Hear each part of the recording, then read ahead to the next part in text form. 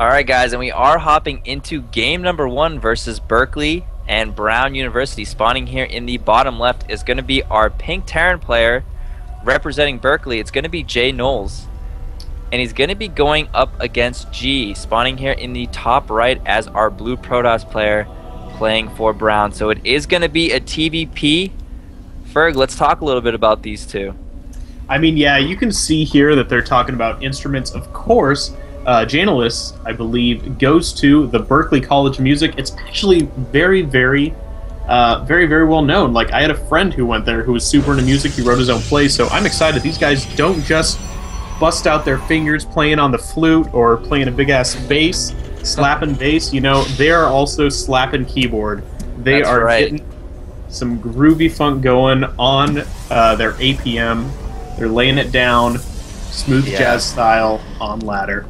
Oh man, I love smooth jazz. No, these guys from Berkeley are clearly true nerd ballers doing all kinds of cool stuff. Jay Knowles is actually also the coordinator of the Berkeley team, and I was talking to him a little bit today, and he labels himself as an inconsistent Terran, but his best matchup is PBT, so he's surely happy to get this draw on Antigua Shipyard, or excuse me, not Antigua Shipyard. Oh no, this is Antigua. Yeah, he's going to be happy about this, and probably going to play a really solid game.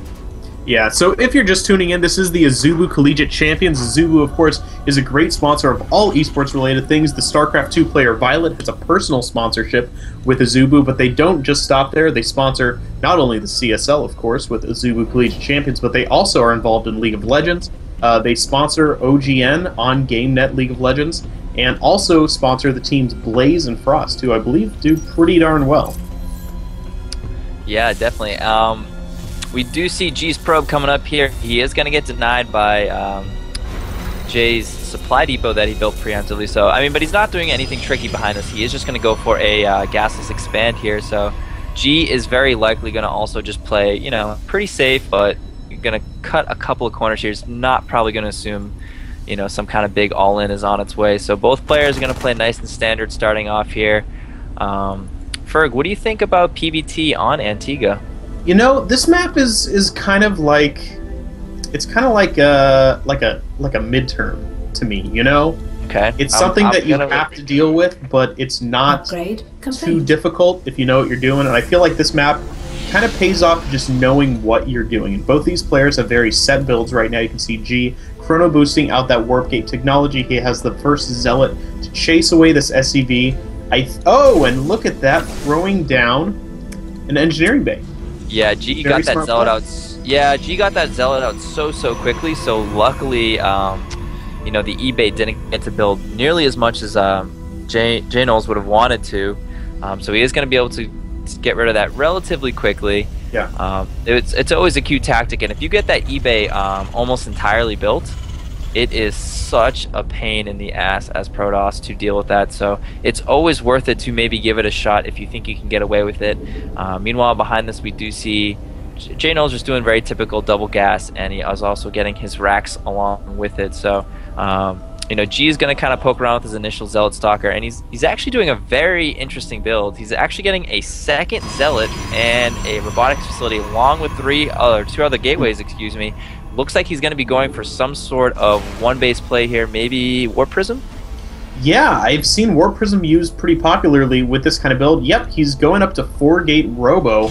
It's all going to come down to what he builds out of this Robo facility. It looks like it might even be, there is the Warp Prism indeed, so he'll be able to be pretty harshly pushing up this ramp here as Jay Knowles. Of course, they're cross-spawned, so there is going to be a little bit of a distance problem for him. The bunker is being thrown down right now for Jay Knowles, and it's going to come down to if Jay Knowles can hide it, because right now there's no way G is really looking to expand. And if he can't damage Jay Knowles, he's going to be super far behind. But it's going to come down to see what kind of tech Jay Knowles is building. It looks like he's throwing a factory, which indicates to me he's going to climb up towards more bio. We'll see if he gets that starport right as it finishes. He does have 1-2 gases completed right now. It's going to come down to how well he can hold, and he's going to probably need another bunker, and to continue building units, he's getting Marauders out, which are going to be very helpful against any sort of robotic play. But right now, You know what? G is not building too much. He does have that Warp Prism loaded. I guess he's waiting for the Warp Gates. He doesn't want to keep him on cooldown when he tries to do his harass. And now it is scouted. There is the Warp Prism in the main, pulling back with his army. J-Knowles is going to have a face full of units right now. Lots of Zealots being warped in. Starting to work on that Tech Lab. If he takes out Stim, it could be huge. And I think, yep, it's already been canceled. We can see the reactor down on the factory. I think, yep, there's a starport as well. So definitely J-Knowles was going for that bio play. And now nice position from J-Knowles there. Getting a very nice little choke for those Zealots. And G really needs to get something done here. He is going to warp in some sentries and a Zealot, and he's making it immortal behind this. So this is kind of an interesting play, and it looks like G is still doing a little bit of damage. I mean, all of the SCVs have been evacuated from the main, and not only that, the indirect damage of all of this is J-Knowles is completely supply blocked right now. Nice force field coming down from our Protoss player. He's doing a pretty decent job right now disrupting damage, but the problem is that J-Knowles has... Yeah, way behind in tech right now. We see the first medevac, second one is supply blocked right now, but that is in production, and those medevacs are going to be starting to come out for our Terran player. But the one big advantage also gained by G there was the fact that he took out Stim, so no kind of Stim timing attacks coming anytime too soon. Yeah, that Stim was the real crutch right there. I feel like G could have done a little bit more. I felt that J-Knowles was really in danger. If he got his entire army force fielded at the bottom of his ramp, he could have lost a lot more there, but he played very well, making sure that he was not force fielded to the bottom of his ramp. He climbed back up with a bunch of SCVs and really took down the army of G. And now G is forced to expand. He has some Immortals now and Zealots coming back across the map. He's going to be rebuilding here into the middle of his base. And I think J-Knowles is going to be pretty confident right now to continue teching up right now. And it looks like he's even getting a third command center for a later expansion if he chooses to. Lots more gateways coming out. G can still keep pressure going. He's not too far behind in supply. He does have a War Prism. It looks like he's even loading up with an Immortal in the Sentry, which I really like. If he can get those down on the high ground, he can do a lot more damage. Of course, Immortals are actually a girl's best friend. That's what I'm going to say. Immortals are a girl's best friend because they can do so much damage. See how he uses it. It looks like now. I thought the direction that you were going was like, because like diamonds are also like, you know, immortal. So I thought you were gonna somehow kind of go with that. Oh, that works better than my joke. So I think go with his joke. It wasn't really. It was just more of a observation. I thought it was pretty clever if that's the direction you're going in. But either way, we do see J-Knowles moving across the map here. He does take control of that watchtower. And a huge drop right now in J-Knowles' main base. Wow, yeah. Immortal is going to town. Already has 2 kills. The Sentry is actually just running all the way across the map, but the big danger is that this Terran army is way far away. It cannot defend right now, and this Immortal's actually having a great time. The Zealot's doing a bunch of damage right now. The Sentry is going toe-to-toe against a Marauder, which is possibly not the greatest thing, but there's Zealots now in the natural as well. This Immortal is just having a field day. 5-6 kills soon, and these Zealots are having quite a fun time. The army is finally returning for J-Knowles. G has absolutely demolished this supply, this juju that J-Knowles had going on, just playing very solid. These Zealots are having another great time in the main base, but back at home, G has looks like he is got the orbital command on fire. He's I was just about to say, look at that orbital command. It's about to burn down. He should be able to get a repair off on it if he gets SVs up. But man, that drop from G probably did way more damage than even he expected. And oh no, the War Prism actually was a little bit too full for that Immortal. And he does get taken down. But I mean, the damage has been done. It was such an awkward drop from G. His units were so awkwardly spread out, even the Sentry just kind of battling by itself. But the reason that worked was because, like you said, J-Knowles' army was so far out of position, he had to walk all the way back. And so even though G had such an, like I said, an awkward amount of units, it was able to do so much damage even still. So now G has actually taken a pretty solid lead in this game, I would say, unexpectedly. And, you know, the only thing he is behind on now is tech. And right as I say that, he throws down his robotic space. So he's going to start working towards Colossus right now. Yeah, and J-Knowles right now is scrambling. He's got his mule repairing an orbital command, which you never want to see a mule repair. That is so much lost lost Yeah. money. He's trying to get his SCV count back up to where it was, trying to continue getting his economy back in step. Of course, the third orbital command will help a ton with that, but Yes. he is going to be climbing uphill right now as he's chasing after G, who's really just executed that two-base kind of second timing push very well. Even he kind of forced J-Knowles to chase him. He ran away with those stalkers chasing the factory. J-Knowles felt comfortable chasing down those stalkers. He got them, but he was so far away from his main, and that Warp Prism hit with the exact kind of timing that he needed. And J-Knowles really had a lot of different things going on his base. It's hard to control and react appropriately to all of that pressure. Yeah, I think that J-Knowles just didn't feel comfortable doing any sort of base trading, and I don't blame him for that. But he just got caught with his pants down a little bit. The thing is, though, is that Thermal Lance has started, but the first Colossus hasn't even been made yet. So I mean, J-Knowles still has a pretty big timing window. I mean, he's moving across the map right now. He has Medivacs, he has Stim. +1/+1. Yep, he's gonna have 1/1 wrapping up just now. So even combat shields in a minute.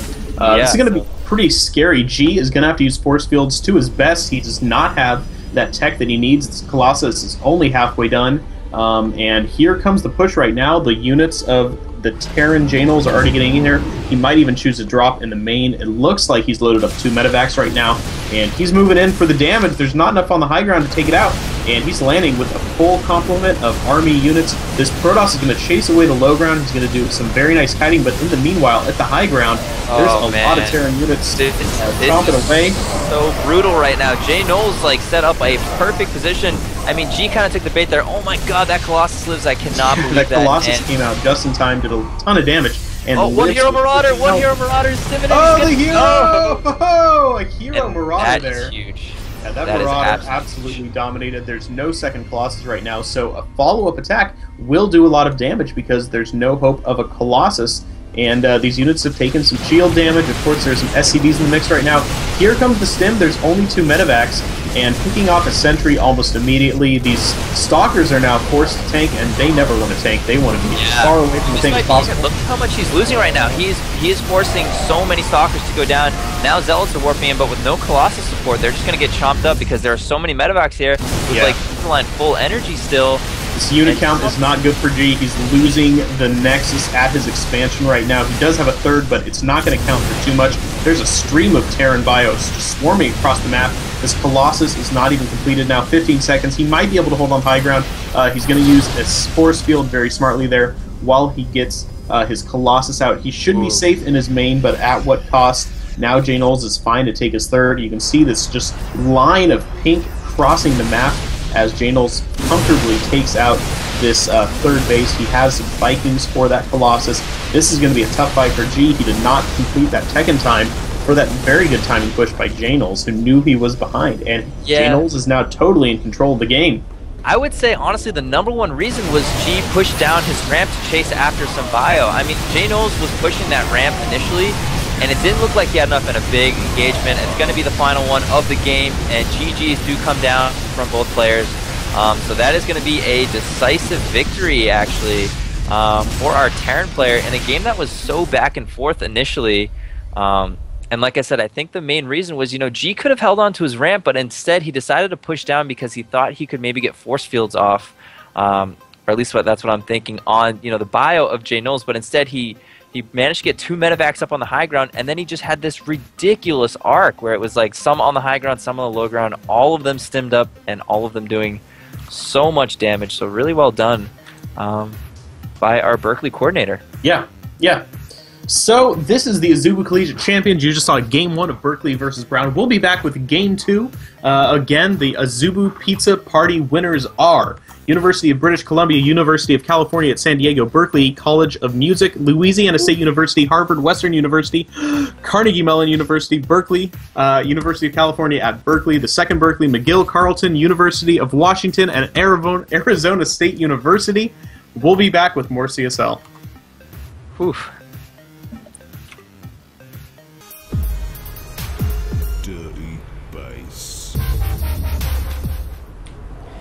Alright guys, and we are hopping into game number 2 between Berklee College of Music and Brown University.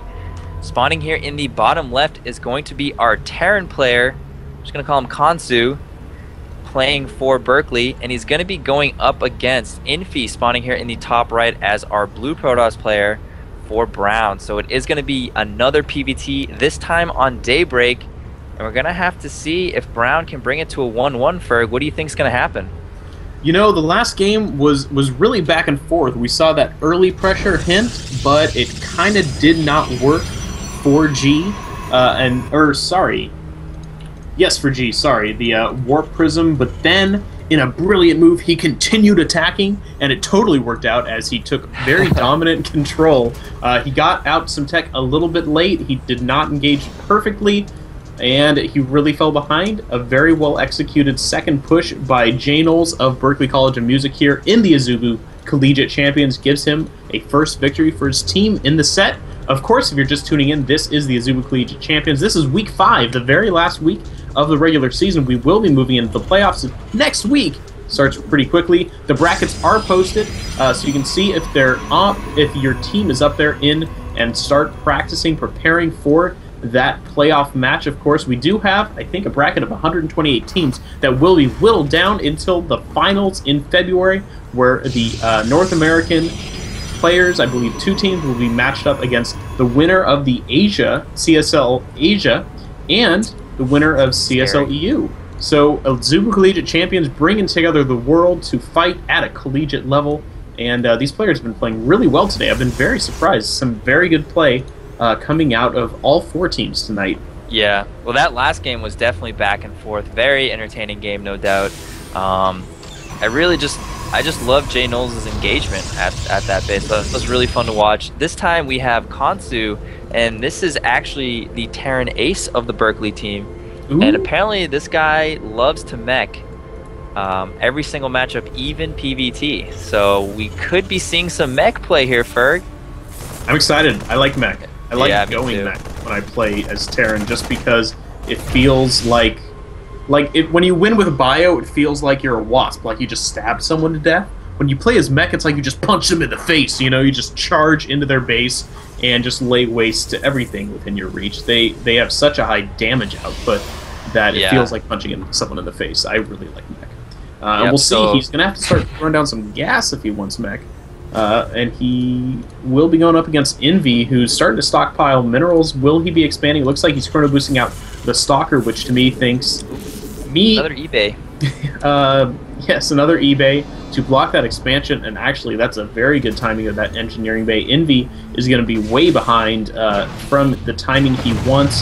This engineering bay has almost 500 health. It's going to take forever to die. And that Nexus, Envy's going to have to think of something to spend the money on. Looks like it's going to be a second gas and another 2 gateways as he prepares for this kind of early game. Unfortunately, not getting that expansion down. Man, engineering bays are annoying. Look, it's still alive. It's going to take forever to die. It's like that annoying cockroach that I had to kill at work today. It's just like that annoying cockroach at work. And, you know, the main reason why that eBay worked this time around, whereas last game it didn't really succeed all that much, because Infi decided to skip that Zealot, and that's really a common thing that a lot of Protoss players will do. So, you know, throwing down that eBay almost always going to get to at least half health. I mean, you saw that probe from Infi was already working on the SCV pretty quickly on, but still got half the eBay done, still delayed the Nexus enough to force Infi into 3 gates before Nexus, something that you never want to really do. But, you know, as a response, it looks like he's continuing to chrono boost Warp Gate, but I don't see any proxy pylon, so it looks like he is just going to just play nice and safe, get his Warp Gates up quickly. Yeah, and it's a really good response from him. It's going to just turn into a typical 3-gate expand with Warp Gate completing. He'll be able to get a very nice army count in case he wants to do some additional pressure. It looks like Kansu, though, knows what's up. He's already got that second bunker. This is a little bit wider of an opening than you'll see on typical maps, especially like Antigo, which we just saw, of course, climbing up that ramp into the natural. This natural's a little bit bigger, and Infi is going to have a Stalker just to see what's going on here in the front of the base as this Nexus finishes. Well, you know, Daybreak was the map where, you know, Parting's 8-gate off of 3 Nexus got so, you know, so popular, just because this is that map, you know, where the natural is so wide that, you know, Zealots and Sentries with good force fields Gateway timings are super effective on this map, so I really like that safe second bunker from Kansu. Behind this, he's just grabbing stem. He just finished up his first eBay, but we do see Infi also grabbing his forge, and he's going to grab +1 armor. So this is lending itself to looking like to be Twilight play, potentially with Charge and Templar. Yeah, and that's going to be nice. He spent a lot of that gas early on because he had the second. He was forced to put down the second assimilator. Now even getting a third, so he has tons of gas to spare. Actually, it's 400 right now, so he'll have no problem spending that once he gets that tech up. Looks like getting out. Stalker might go down here, and that's always annoying. Actually, Infi's going to lose that scouting stalker, so now. He obviously has that observer there, which is going to be very nice. He still is able to keep tabs on Kansu, so it's not the biggest deal, but just another small advantage for our Terran player as he continues to rack them up. First Immortal is in production, and we do see, wow, a Robotics Bay actually coming down for our Protoss player, so he's not going to opt for Quicker Twilight. He's just going to continue along the Robotics path. Definitely find this choice interesting. Definitely expect to see either +1 weapon started after armor, or potentially, the Twilight Council very soon to start +2 armor even still. Yeah, and it looks like Kansu is going for that typical mech play. He's going to have the Reactor Starport Medivacs coming out shortly. He's got that bio upgrade pathway churning away, and it should be a pretty laid-back game for a bit. Neither player is in a position where they really want to attack. Both are investing in tech right now. I'm kind of bummed out, man. I was actually really looking for... I mean, like, the coordinator told me he even loves to mech in PvT, and I was like, oh, well, this PvT, I got really excited. But unfortunately, we're not going to see that today. I think the player that did it most recently was Liquid's newest player, C. I think he did it against Naniwa at IPL 5, I want to say. And apparently he just kind of crushed face. I think Naniwa didn't scout it right away. But, I mean, I think mech against Protoss gets a bad rap. I mean, if a Protoss player scouts it and knows how to deal with it efficiently, then yes, it's not really that, that great, but there are a lot of cases where mech can be very powerful against Protoss. Yeah, it looks like Kansu is now using that extra mobility of the Bio Army, and he's going to throw down his third base. He's going to scout with this factory, so he's going to have some pretty good knowledge of what's going on. He's moving out with this Protoss, or this Terran army, just to see where exactly Envy is on the map, if he has any direct threats while he gets his Medivacs and Bio Army in a nice amount. It looks like Envy is starting to spread out his army, definitely wants to defend against drops at this point. He could be a 2-base all-in.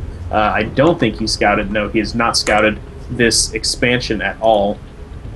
I really think Infi's anti-drop defense was interesting.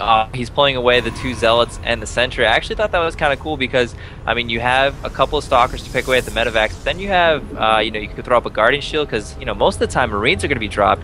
So you can throw down a Guardian Shield real quick, and against 1 Medivac, that would be pretty effective, but instead, Infi's just going to do standard drop defense here, grabbing his +1 weapons along with more gateways, so he is playing very, very standard. His next challenge is going to lay in getting a 3rd base up. And actually, Kansu's actually going to get a really good position in the natural here. Infi has kind of an awkward position, and Immortals are going to go down very, very quickly, and that is so bad. That's a really big target. I mean, he's going to be forced to be chased away here by this Colossi, but the Immortals were very, very key, especially as we go later into the game. You need that kind of teching unit. They have very nice DPS. They're a good all-around unit, and they're totally dead now, so no good being dead. It's kind of like if you had a good friend and he died.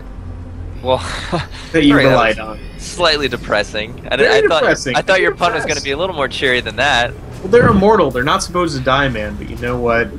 They did. They did very quickly. They didn't contribute anything to Infi's army. Yeah, those Immortals really, once you get to the later stages of the game, they're not super, super great. But once the Terran starts mixing in some Marauders, they definitely can tank some solid damage and pick off a few Marauders. But again, like we said, that is not going to happen. And another engagement, big stimulus. He gets the force field up, and that was very nice. But he A-moves, and that was actually very, very bad. He loses 1 Colossus. And now, suddenly, Infi's army is not looking so strong with the 2nd Colossus also going down. Kansu takes a pretty big lead. Yeah, I mean, Kansu did lose a lot. There were some excellent force fields, but not perfect army control. And you can see the Terran armies Just able to capitalize on that loss. The 2 Vikings for the cost of 1 Colossus is never a nice trade. And now this Terran army is going to have to be running away. You don't want to lose that chunk of units. You definitely want to keep the medevacs alive. And I think with this 3rd base, Kansu is going to have a very nice bio army. You see 8 Marines and a Marauder in production at a time. Very nice numbers as we get here into the mid-game. And Envy starts to look like he wants to put on some pressure to this Terran player. He's also going to have to get a 3rd right now. And I think now would be the time that you want to put it down. He has the minerals to do it. We'll see if he chooses to or if he goes all in. Yeah, he wanted to plant that 3rd base down, you know, a little bit sooner. But I mean, Kansu's pressure definitely put a stop on those plans for now. Yeah. I mean, Kansu is just, he's had that 3rd base. He planted it down at around the 10-minute mark, which is around when Terrans want to plant it down if they want to be economical. So, you know, he was able to put on good pressure, take out 2 Colossus, and get his 3rd base up. He is fist pumping right now. He is in such a good spot. 3 Vikings at a time in production, along with ship weapons, and Stalkers are in the front right now. This is not going to look good for Infi if he continues like this, but here he goes. He goes right up the ramp, and Kansu has a great army position. Yeah, and this Colossus in the back is actually not doing enough. It's getting focused down by the Vikings oh so quickly. The bunkers of Kansu are doing great for defense. These Zealots are starting to get cleaned up, and now there's almost no defense against this high damage bio force. Kansu is cleaning up all of those Stalkers, all of those sentries, and the Stalker Ball is all that's left of the army. It's even being chased by these pesky Marauders with their little concussive grenades slowing down the poor Terran army. And this is the Mad World Chase, man. These bio units are just chasing away, picking off whatever they can as they run back. There are some Zealots here to chase off the bio, but it's not going to matter. There were so many units lost in the latter part of that engagement. Man, where is my Heart of the Swarm recall? That's the kind of stuff you need to get your army back home after a bio army chases you. Yeah, well, I mean, Infi, you know, he didn't take his 3rd base, so he essentially did a 2 base all in. I mean, he has the probe hanging out here to take it, but that was his big shot at winning this game.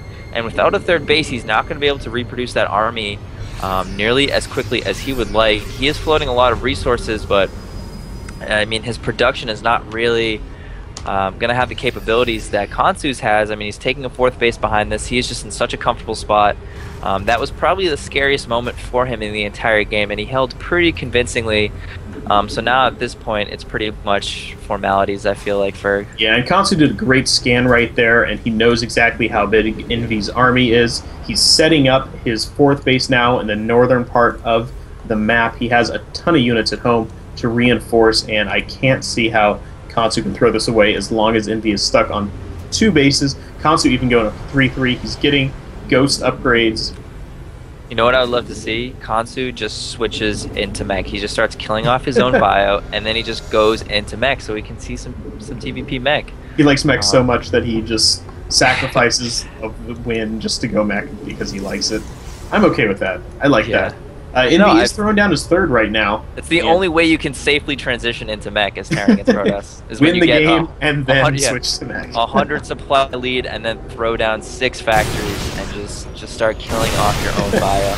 You can see Kansu is setting up for a win. He's getting his ghost upgrades, 2 ghosts on the way. It looks like he has very good timing to complete them just as that energy upgrade completes. He has ship weapons level 2, so these Vikings are going to do bonus damage against poor Mr. Colossus. And there are some Templar out, and they do not have Storm, but they will be able to turn into Archon. Storm is not on the way. Unfortunately, there will be Zealot charge, so some bonus things. These Zealots, or these Vikings, get a little bit farther ahead, but they're able to poke away at the 1 Colossus is down. There's 2 Vikings left right now, picking away at this final Colossus. It's not going to go down, but this Terran army is oh so scary, and for every unit that Envy loses, it's one more step closer to a loss. The Colossus goes down. The last Stalkers are going down, and I think this is going to be a second victory for the Berklee College of Music. Man, what are those guys doing? I think they're not practicing their music enough, man. They're just playing too much StarCraft, They're playing too much StarCraft. They're not working on their piano chords. They're not writing any songs. They're locked in their basement playing StarCraft, begging for pizza. which they will get, by the way, because they were one of the victors of the Azubu Pizza Party contest.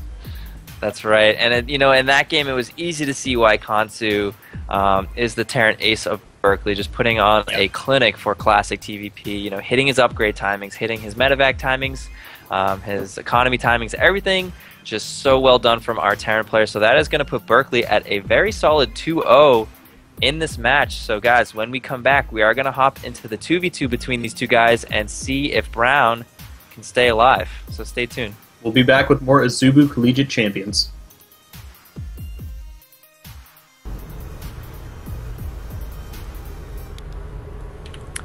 Alright guys, and we are going to be hopping into the 2v2 match between Berklee and Brown.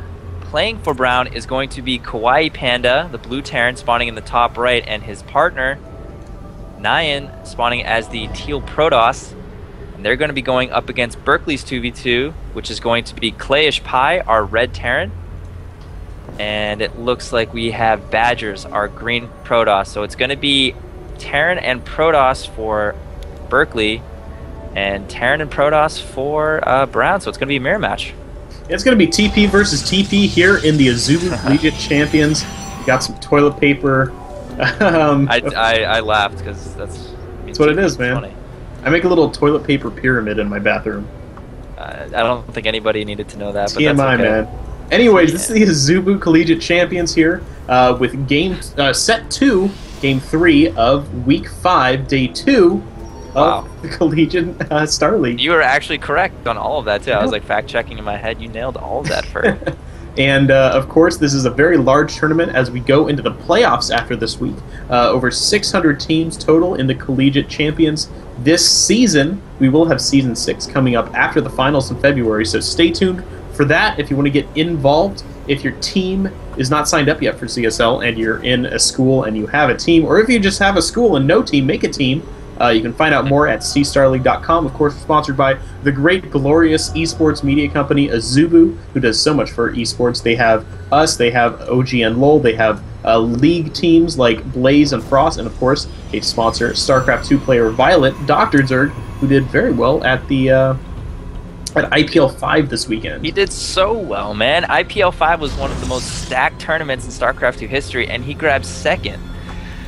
I mean, like, let's just put it this way. MMA was eliminated in, like, loser bracket round 4. That's how hard that tournament was. Like, Beyond was eliminated, like, loser bracket round 2. Like, Code S quality, like, champions, basically, getting knocked out right away. So IPL 5 was an awesome event, and Violet made it all the way to second. So awesome, awesome for him. I do have some quick trivia about this game. Kawaii Panda plays from work. Really? Yeah, and I just imagined a work center and this one guy just hammering away playing StarCraft 2, and it made me laugh, man. That's dedication. I mean, and if his boss doesn't know that he plays StarCraft and he can only hear what Kawaii Panda's doing, he must think he is such a hard worker, man.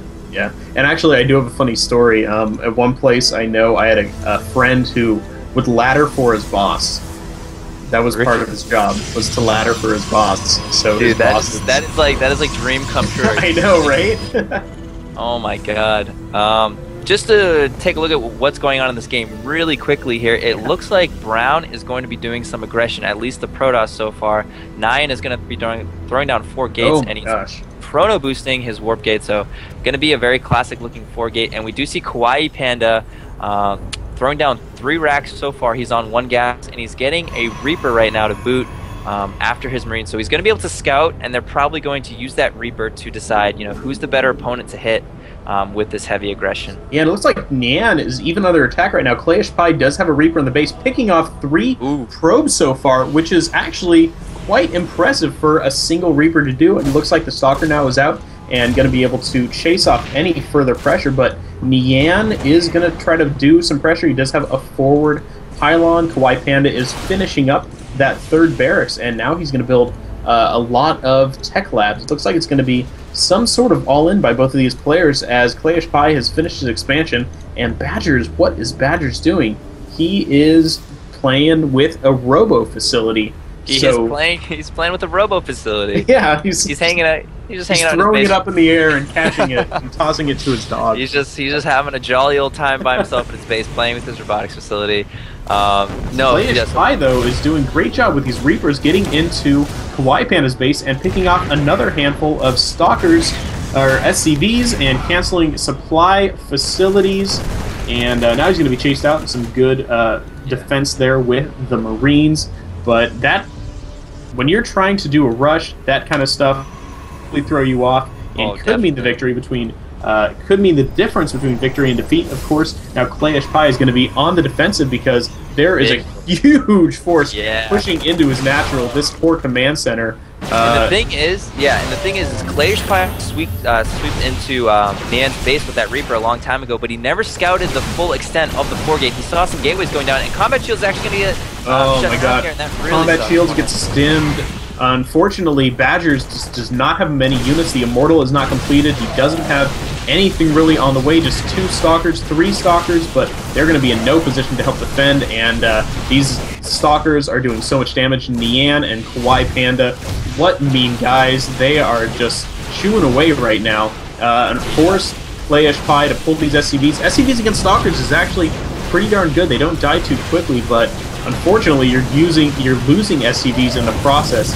Yeah, and, not only that, there's nothing to really put out DPS. I mean, the SCVs are great at tanking damage and getting surrounds on the Stalkers, but unfortunately, they don't, doing damage. Yeah, they don't do all that much DPS by themselves. And now here we go, stim reinforcements from his teammate Kawaii Panda is going to swing in and put Clayish Pie's main base under complete siege here.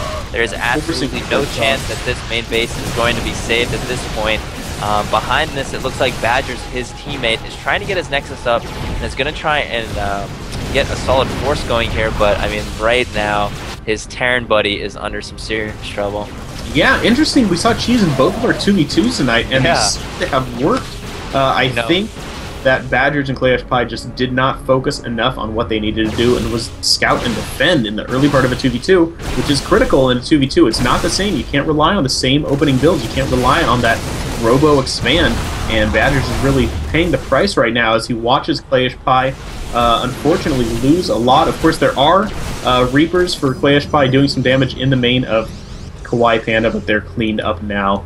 And this base is all but destroyed for Clayish Pie. It looks like now Kawaii Panda and Clayish Pie for Brown are coming around and doing some damage, picking off that first Immortal.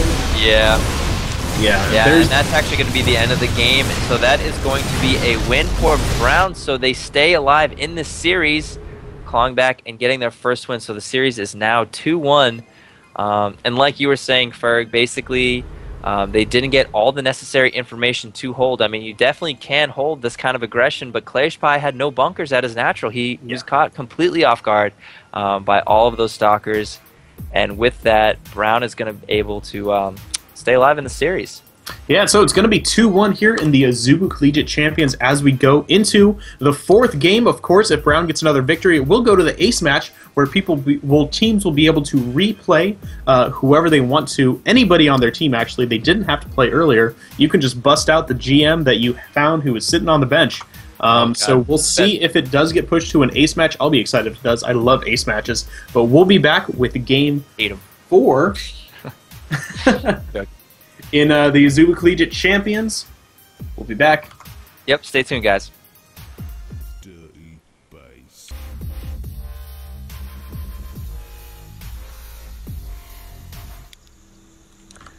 Alright guys, and we are hopping into game number 4 between Berklee College of Music and Brown University.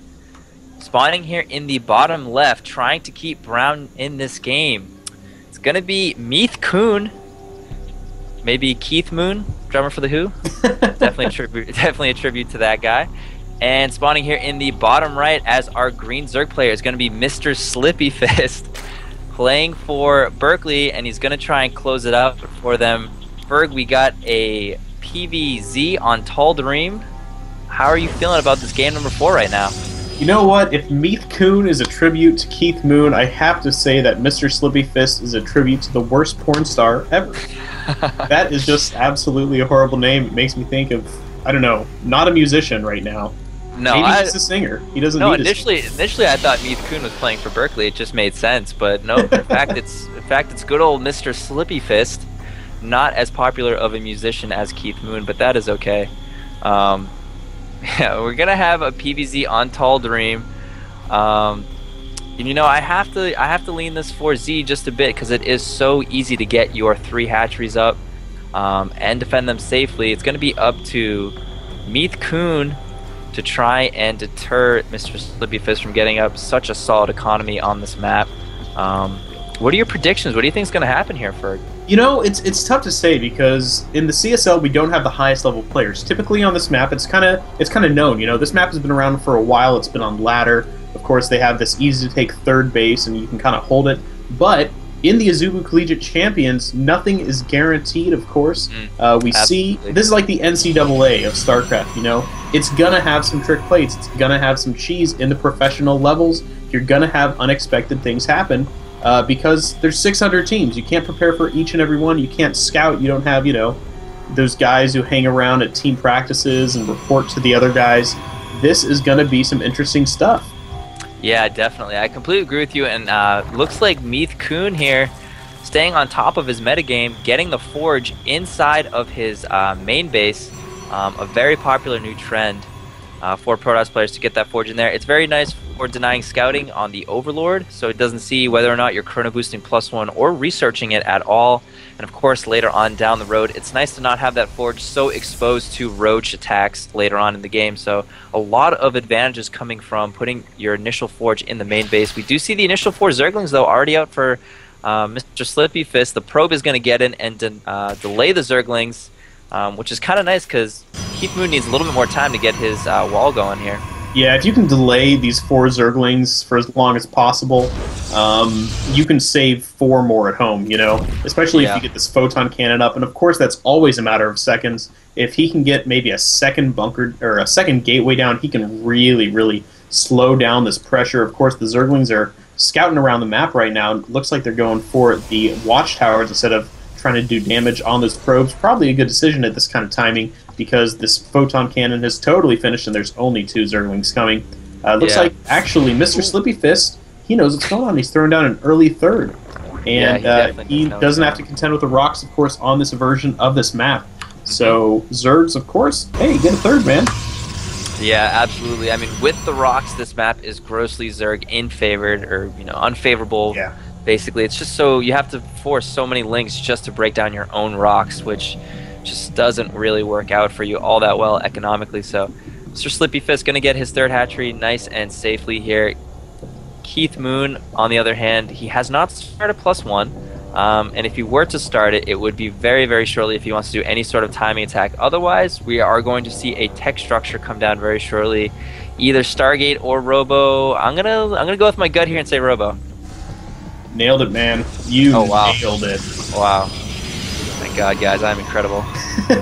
Pat yourself on the back, because it is going to be Robo Keith Moon against Zergy Mr. Slippy Fist. He's sliding all over his creep as he sets up his 3rd base now, getting injects on that 3rd, and just getting a ton of drones out. 8 in production right now. Let's look at the drone count. Looks like he's already 10 drones ahead, so he's going to have a very stable economy going into the mid-game. But really what he's going to have to be careful about, he doesn't want to forget to build army, because this could be a 2-base all-in. Of course, the Robo facility is done. Has Mr. Slippy Fist scouted that Robo facility? It looks like he has. He did indeed.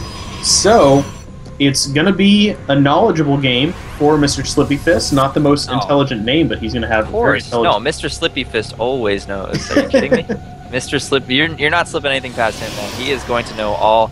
And we do see a chrono boosted Immortal right away, so this does lend itself to, in fact, be that 2-base timing that you were talking about. He also got the robotics facility at a pretty early time, again, pointing towards wanting to do big 2-base aggression. Looks like Mr. Slippy Fist throws down his Roach Horn at the appropriate time, also starting speed at the appropriate time. So his timings, he knows them, he knows what's going on, and the one big advantage working for Meath Kuhn right now is the fact that the rush distances between the two are relatively close. Yeah, and especially if you get a forward pylon on there, you can attack very quickly into even just the back of the base. Stalkers getting range, taking out the assimilator there, or maybe even picking off a drone or two. And nothing that moves in that area is going to be very safe. Overlords can be picked off very easily from that forward position that's right next to the Xel'Naga Tower. It's pretty easy to reinforce as well because of the low rush distance. You can see 3 Immortals coming out. That is going to be pretty hard if Mr. Slippy Fist, and that name's silly, gets too many roaches, and he does look like he's getting roaches. He has a lair on the way, Zerg speed finishing, 8 Zerglings, and he's doing a good job spreading creep as well. I have to give props right now for Keith Moon is hitting his timings. The only thing he has messed up just a bit here is he has forgotten to throw down his additional gateways. Oh my gosh. He has the 3 Immortals. He hit the parting timing, so to speak. You know, you finish your 3rd Immortal at around 9 minutes, start that War Prism right away, and then you move out. But unfortunately, where's his other gateways? He has 1,400 minerals. He has totally forgotten about them, unless he intends on taking a 3rd base behind this, but it doesn't look like it. Let's see, his probe is moving out. He could have a ton of money. He could have a ton of units right now. And I know it. I mean, the Warp Prism is brilliant. He can warp directly onto the high ground at the natural. The only saving grace is looks like Meath Kuhn is going for that early Spire, which really won't be beneficial when he has the Protoss army knocking on his door. Mutas are horrible at defending. There are a lot of Lings right now, though, and this Queen is going to be toasted right now by the Immortals. It looks like here comes the Zerglings. A full surround. A full surround right now, but is there enough damage to take out these Protoss units? It looks like 1 sentry is taken out, but Meath Kuhn is now... He's only whooping in 3 Zealots. That could be 20. So this is not looking good right now. Mr. Slippy Fist does have the advantage because there are just not enough gateways. You got to wonder if Meath Kuhn is pounding on that Bill Select's Warp Gate. Yeah. And just coming up short, he's only able to build 3 units at a time. You can see his money is skyrocketing. So while this army of Mr. Slippy Fist is being slowly worn down, there's not much reinforcements on the way. This Warp is brilliant. I feel like this build would have worked a lot differently had there been a lot more Warp Prisms down. Of course, these Zerglings are now starting to pound away, taking out 1 of the Immortals. The reinforcements are great, but there's not enough of them, and these crews are actually having a nice field day, taking out the Warp Prism, taking out the last of the Zerglings, the Zealots, sorry, and that's about all there is for Meath Kuhn. He does not have a 3rd base set up. He does not have much tech. He's now trying to transition into Robo Bay, but he has 3,000 unspent minerals unspent resources right now, compared to the almost less than 1,000 for Meath Kuhn, who's now sinking them into Mutalisks. He's going to have a tough uphill battle, and these Mutas are going to be able to jump all over the map now that Mr. Slippy Fist has slipped his way out of that attack and is now in offensive position. There are some gateways, but it's too little too late. I have to imagine, you know, he's taking his Slippy Fist and scratching his head every single time the Warp Prism warped in units. It was only 3. Yeah. He must have just been like, what is going on? This is clearly the Immortal Sentry all in. Why are you only warping in 3 Zealots at a time? And I mean, look at Keith Moon's resources once again. He's still hanging out at 2K, 1K despite all of this infrastructure, and he's throwing down double robotics facility. I mean, he's going to have 3 Colossus production, but yeah, he's going to be able to spend that money. He's definitely going to be able to spend that money finally. And he's going to be able to do a pretty scary Colossus push even still. I mean, he actually still managed to do a lot of damage to Mr. Slippy Fist, even with, you know, only 3 gateways. Force a Larva. If he can defend against these Mutalisks efficiently, he can do a very killer. So tough though. The stalker the stalker count is if he can, but if he can do a very killer 3-base push, or maybe just go offensive immediately, force those Mutas to not do any damage, maybe even a base trade. But it looks like, oh my god, these Mutas are doing so much damage in the mineral line. They are picking off so many workers. 10 workers killed for Mr. Slippy Fist, and he's just going to slip right out of this base right now. Maybe even continue to attack. No, there's enough. We're having too much fun with the name, Ferg. I've decided it's just too much. It's too much to handle, man. That's what you get when you have a Slippy Fist around. It looks like he's even taking a 4th base right now. And 2 Immortals trapped outside the natural, and I think that's going to be one of the killing blows in this match. I feel like the Mutalisks were number 1, and well, probably not having, you know, 7 or 8 gateways was number 1, but then the Mutalisks were number 2. And losing to Immortals like that is absolutely devastating at this point in the game. We do see more Mutalisk harassment coming down. Cannons are going to be forced to cancel. Actually, they just get wiped out entirely. Yeah, and it looks like even these Colossus are stuck in the top of poor Keith Moon's base. They're trying to get out of there, finally finding a way out, and this army is having to take out a gateway, warp gate, to get out of the base. And here comes that 2-base push, but there's so many Zerglings here. As soon as this army moves out, the Mutas are in the back doing a bunch of damage. The Zerglings are in a great position to do a run-by, and there's a Spinecrawler wall with Mutas and Lings to defend. Even if this turns into a base race, I think Mr. Slippy Fist has slid his way into victory as we go here into one of what could be the final engagements. Though this is a pretty scary Protoss army, you know, that has +1 damage, the 2 Colossi, lots of Stalkers in the back, Zealots doing a great job tanking, but here comes that Zergling run by all the way into the base, just, you know, sliding around. It's a slippy slide into this base right now. Slip slide. Just keep saying the word slip. It's just too much fun. I know where you're coming from. I can't even blame you right now. Yeah, and this is base race situation, but Mr. Slippy Fist has a 3rd and 4th base completely ready to take up the mining responsibility and the infrastructure. I mean, look at how many Zerg units are in in Keith Moon's base, taking out all of the buildings. These probes are forced to run away. There's not much left to go on, even if the Protoss army gets into the main. In a base trade situation, where is Keith Moon going to build a building? He's going to need a building down, and this is so much DPS with the Zealots, the Zerglings, everywhere. And you know what? Mr. Slippy Fizz is now totally barricading into his 4th base, throwing down so many spine crawlers. I don't even know if Keith Moon has enough to take out this base as his supply slowly dwindles. It looks like he does get a pylon down, so he will have some probes to kind of force a, you know, maybe even a, oh my gosh, I'm blanking on the word, where neither player wins. A draw. Stalemate. Draw! It's a draw! That's what it's called. You could have gone with draw, you could have gone with stalemate, tie would have been acceptable. There's a couple for it. But it looks like here comes that Zergling army coming in to try to do some damage on the Protoss fleet, which now is 65 supply out of nothing. It has no supply producing building. I think the good old red 61 slapped up on the screen there. Keith Moon is basically in an unwinnable situation here. Mr. Slippy Fist, he is only at 109 supply, but his 4th base is so well defended right now. They're not really going to be able to break into that. You know, with this huge Mutalisk count, can actually snipe off the Colossus pretty quickly. And from there, the spine crawlers. Sorry to interrupt you right now, Chris, but the only thing that matters is this last building for Keith Moon, this assimilator, which has been found, is going down.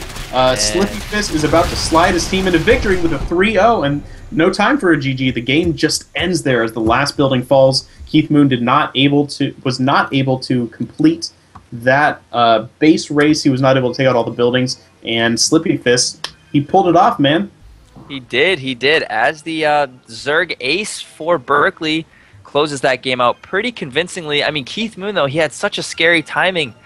You know, if he had the additional gateways, he really might have taken that game. It was very, very close. But instead, it looks like Berklee is going to pull out the 3-1. So with that, guys, we're going to take a short break. When we come back, we're going to recap this match just a bit. So stay tuned, and we will be right back.